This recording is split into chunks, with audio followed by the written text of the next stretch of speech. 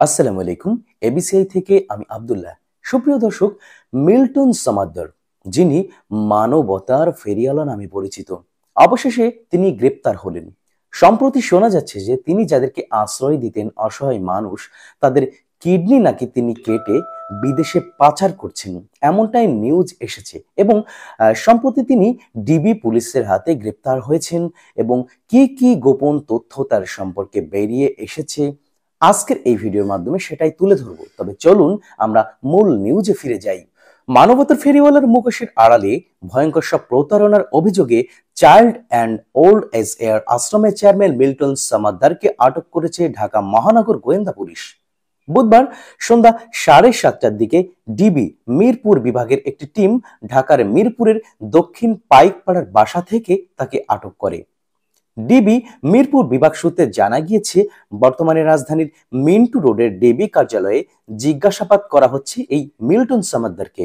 উল্লেখ্য, অসহায় মানুষের নামে সংগ্রহ করা অর্থ আত্মসাৎ এবং তাদের কিডনি সহ অঙ্গ প্রত্যঙ্গ চুরির মতো গা শিউরে ওঠা অভিযোগ রয়েছে এই মিল্টন সমাদ্দারের বিরুদ্ধে। এছাড়া জাল ডেথ সার্টিফিকেট তৈরি এবং জমি দখলের মতো গুরুতর সব অভিযোগ এখন চাউর হচ্ছে। অসহায় দুস্থ মানুষের সেবার কথা বলে গড়ে তোলা চাইল্ড অ্যান্ড ওল্ড এজ এয়ার নামের এই বৃদ্ধাশ্রম ঘিরে তার অপকর্মের ফিরিস্তি এখন নেট দুনিয়ায় ভাইরাল।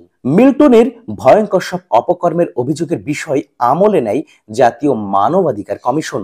জনস্বার্থে এ বিষয়ে কমিশন অভিযোগও গ্রহণ করেছে। 28 এপ্রিল মানবাধিকার কমিশন থেকে মিল্টনের অভিযোগের বিষয়টি নিবিড়ভাবে তদন্ত করে যথাযথ আইনানুগ ব্যবস্থা গ্রহণ ও দ্রুত কমিশনে প্রতিবেদন পাঠানোর জন্য ঢাকা মহানগর পুলিশ কমিশনারকে বলা হয়।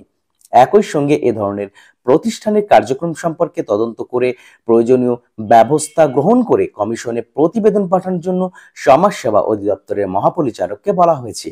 মানবাধিকার কমিশনের পক্ষ থেকে 30 মে প্রতিবেদন দেওয়ার দিন নির্ধারণ করে দেওয়া হয়েছে।